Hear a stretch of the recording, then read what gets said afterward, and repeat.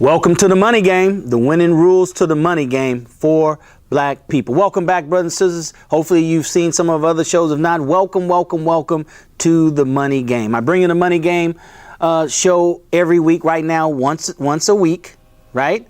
But Stefan, my producer, he's there in the background, ready to bring it to you several times a week. We'll even bring it to you every day, but you got to let the TV channel know that you want to see more of the money game. We'll be happy to bring it to you. Now, we set this up, almost like a live broadcast. We want to hear from you, brothers and sisters. We won't be able to, directly respond to you on the show, but we do want to hear from you. We want to hear your comments, your questions, suggestions, anything like that. We want this to be a dialogue, okay? So here's what you need to do. Go to Facebook or Twitter, all right? Use hashtag The Money Game. Hashtag The Money Game. Or if you want to reach me direct, you can reach me direct on Twitter at Daryl Muhammad. All right, at Daryl Muhammad, you'll see it there on the screen here in a minute. But we want to have a dialogue, brothers and sisters. We have to make talking about money, talking about economic empowerment, talking about how we're going to use money the way other people use money to be insulated, right? Economically insulated against all the things that are outside of our community. It won't affect us. Why? Because we're economically insulated. We have to start making that a conversation. Start having that conversation around the dinner table. It reminds me of a story that I heard the Honorable Minister Louis Farrakhan say. It talks about how Daddy Kennedy, right? Robert Kennedy and his father used to sit the boys down at the dinner table, and he used the dinner table, right, to cast the future of what he wanted his boys to be, cast the future on the direction that he wanted the Kennedy family to be.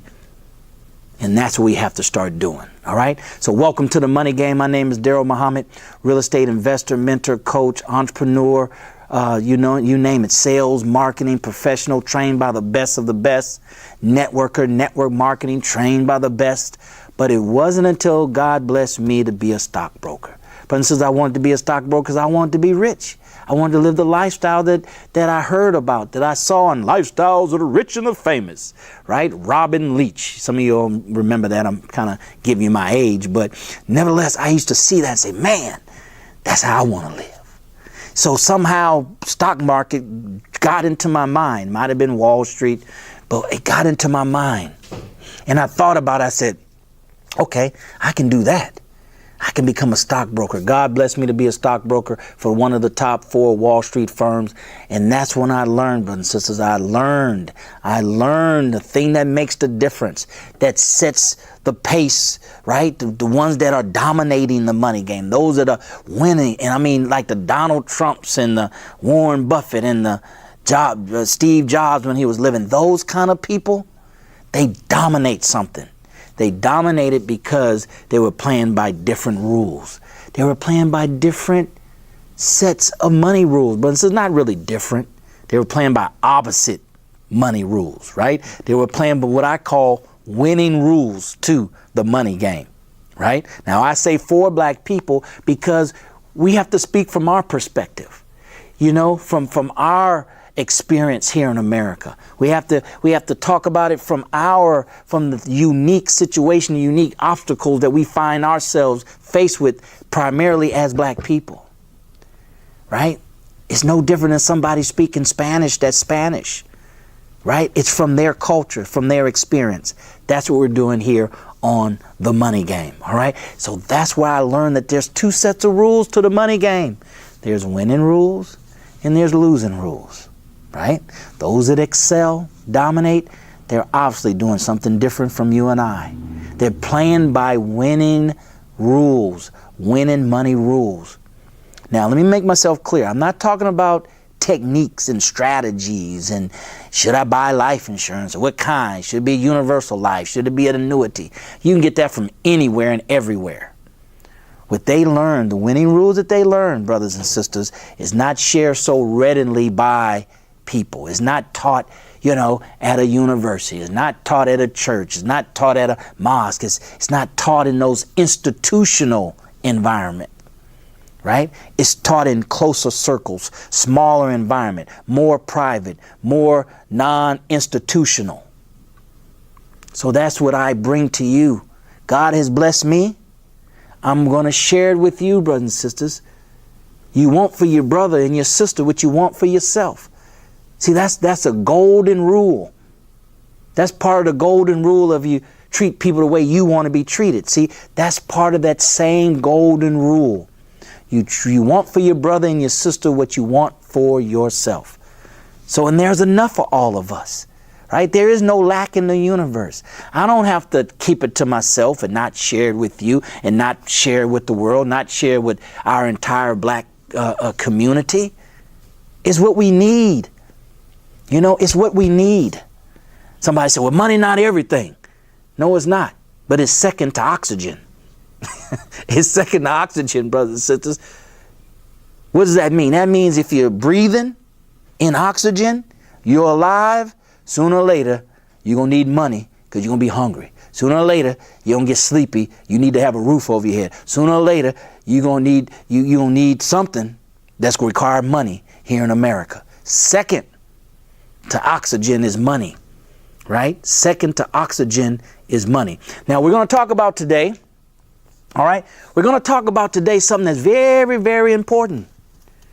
Very, very important. What we're going to talk about today, brothers and sisters, is income. Is income. The three types of income, right? And I want you to write this down. Now, I have my notes. You should have your notes, right? The teacher shouldn't out-student the student. If the teacher got his book, her book, you should have your book. Teacher got notes, you should have notes, right? Teacher writing down stuff, you need to start writing down stuff, right? Don't let the teacher out-student the student, right? So write this stuff down. Here's the question I want you to write down as we cover the three types of income. Three types of income. What kind of income do I have? Out of the three, what kind do I have? Now, I'm going to break them down for the time that we have. We don't have a lot of time, but I want to break them down. Now, remember, brothers and sisters, this needs to be a dialogue that you and I have. It needs to be a dialogue that you have with your friends, your family, you know, and those that's closest to you. You need to know who you got close to you when it comes to money. Their ideal of money, right? Their attitude towards money, their relationship with money, how they make money, how they save money, how they spend money.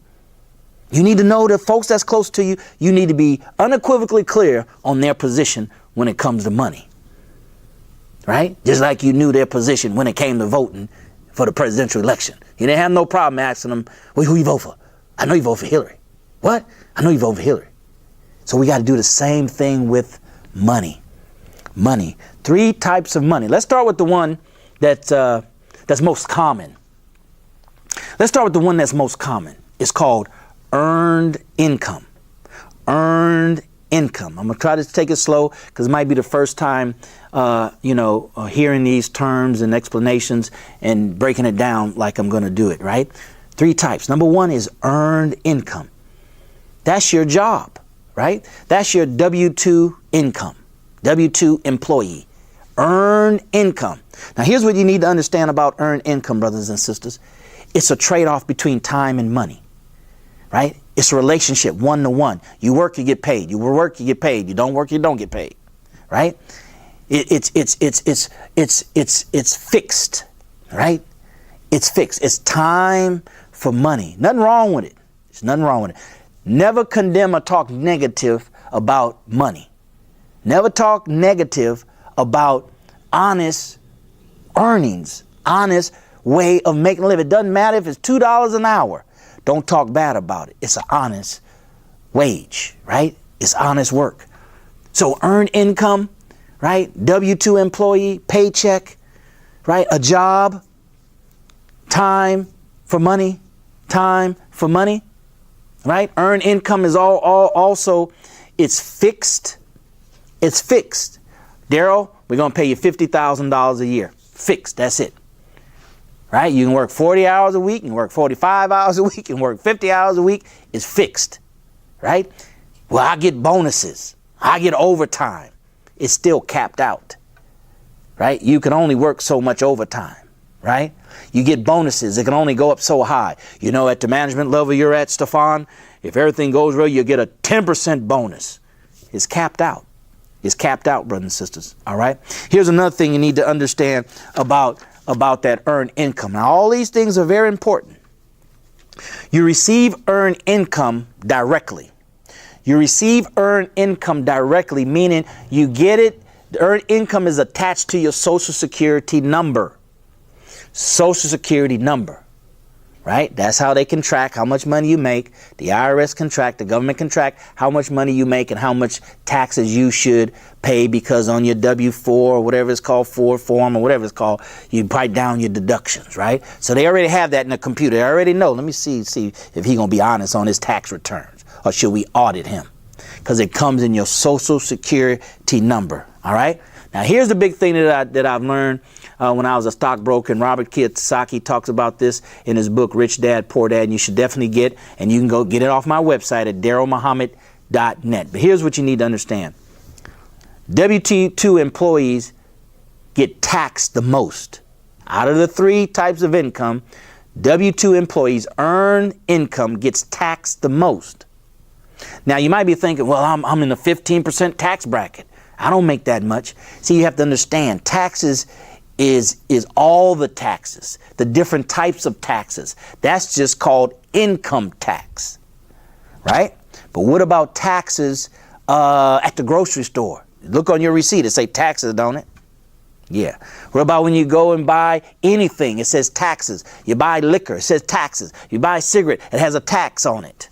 You buy gas, it has a tax on it. You pay toll, it got a tax on it. It's just included in your toll, right? You got to understand how this system works and how your money plays a role. Now, here's the thing. If the government will take, or sales tax is 8.25 or whatever it is, if they're willing to take 8 pennies on every dollar, it lets you know how important money is. See, you and I be all 8 cents. Pfft. The government say, give it here. We'll take it, all of it, 0.25%, 8.25. We want the 2.5 as well. See, so when you understand money, money is money. It's not good, it's not bad, it's not a lot, it's not a little, it's just money. It's just money, right? So it's taxed the most. So when you add up all those taxes, Robert Kiyosaki says, earned income wage earner can pay up to 60% of their money can somehow find its way to taxes. Find its way to taxes. Right? You might not think Social Security is taxes. That's a form of tax. It's just you paying something. It's a tax. It's taxes. Right? May not call it tax, but it might as well be called taxes.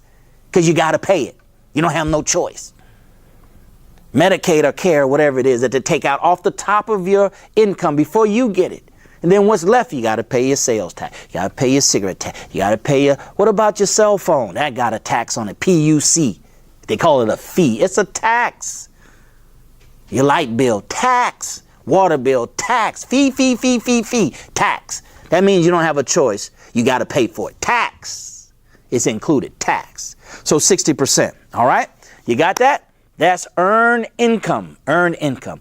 The second type of income is what that you might hear if you've gone to network marketing meetings and just read books by Dave Ramsey or Susan Orman or whoever.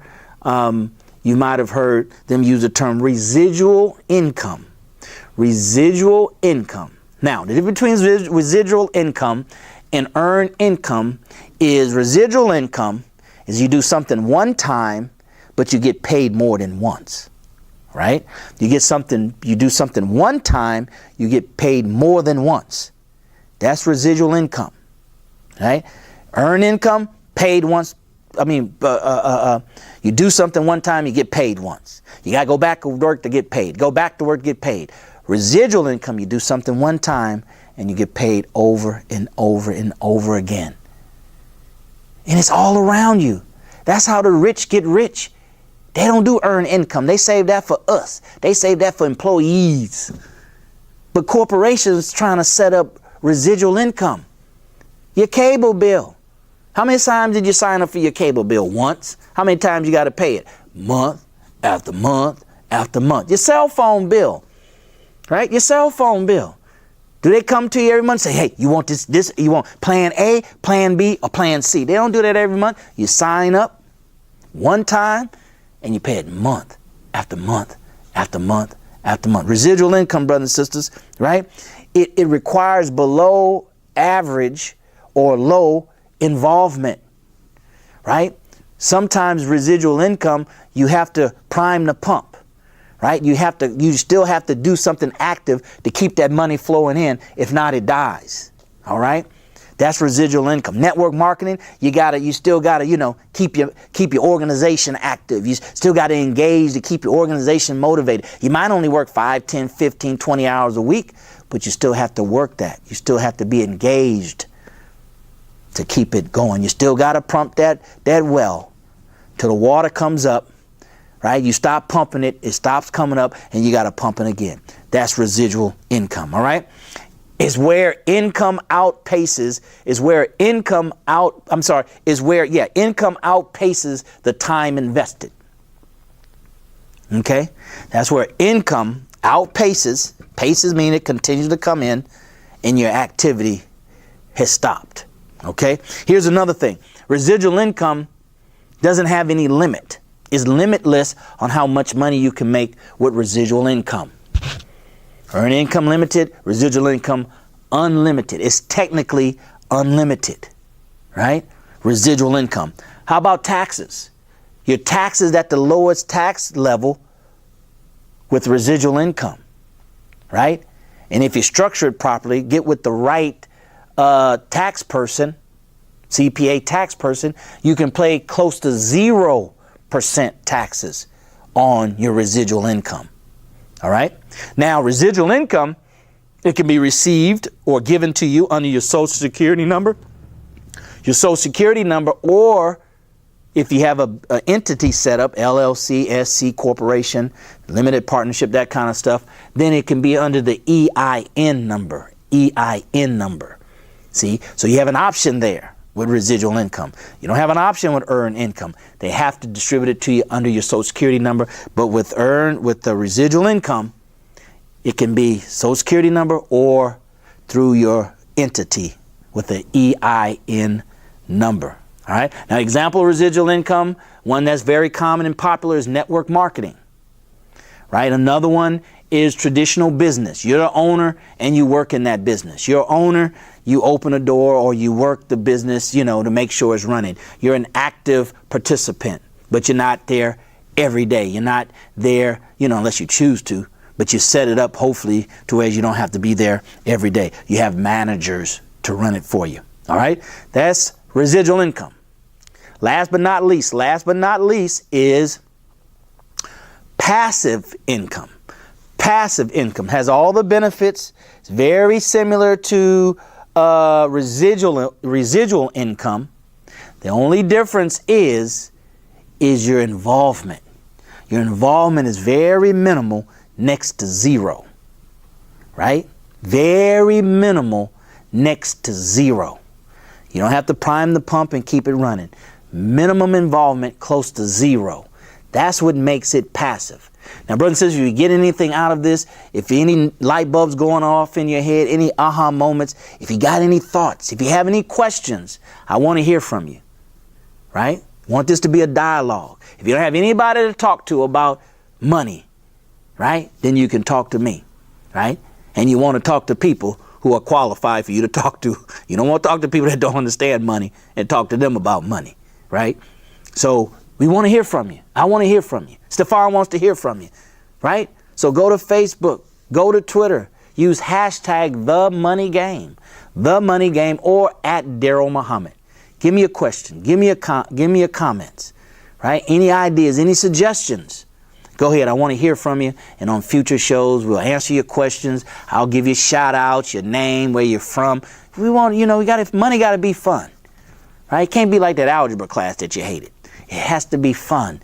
One of my mentors said, if you're not having fun, you're doing it wrong. You're doing it wrong. All right. So number 3 is passive income. The only difference, brothers and sisters, is you have little to no involvement at all, and the money keeps on coming in, coming in. right? You can get to receive it on your Social Security number, or you can receive it through a business, your EIN number. Your EIN number. Okay?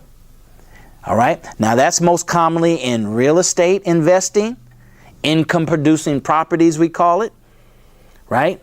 Where you have somebody else managing it.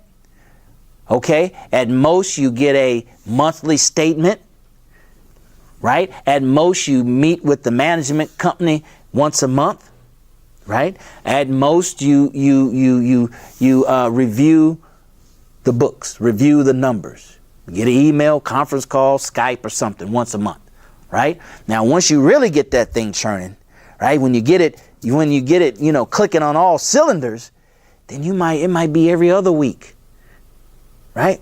Outside an emergency, or you give them guidelines, you give the marketing company, the management company, guidelines, and say, okay, if vacancy reached this level, call me. Expenses exceed this per month, call me. We'll have an emergency meeting so we can see what's going on. But outside of those guidelines, you can just only get your report and review it on a monthly, quarterly basis. That's what's called passive income. Now, here's the thing that we have to understand, brothers and sisters, that if we want to be financially free, and we should want to be financially free, and financially free has nothing to do with being a millionaire, being a multi-millionaire, being a decamillionaire, being a hectamillionaire. It has nothing to do with that. Financial freedom is when your passive or residual income meets or exceeds your earned income, the money that you get paid for going to work. Once your passive or residual income meets or exceeds your earned income, you free. Use free, Toby, use free, right? You free, meaning that you don't have to continue to work and make the same amount of money, right? Now, you got to be very careful. What people do most often, unless they have discipline, what they do is as they increase their income, they increase their lifestyle, they increase their expenses. You can't do that. You just can't do that. That's not a winning rule to the money game. That's a losing rule to the money game. You keep everything the same. And then you have that same amount, passive or residual. Now you can quit your job. Now, the beautiful thing about it, if you don't increase your income, look what you've done. You saved all that money that you've made over here, passive as you've gotten up to the same amount as your earned income. That money is saved. Now you can pay down debt and be debt free when you're financially free. Now you can take that money and go invest and make more money and more money and more money. That's what you can do, brothers and sisters. So if you and I want to be financially free, then the objective is to have more passive or residual income than you have earned income, and you continue to build that passive or residual income. That's what you do. That's the money game.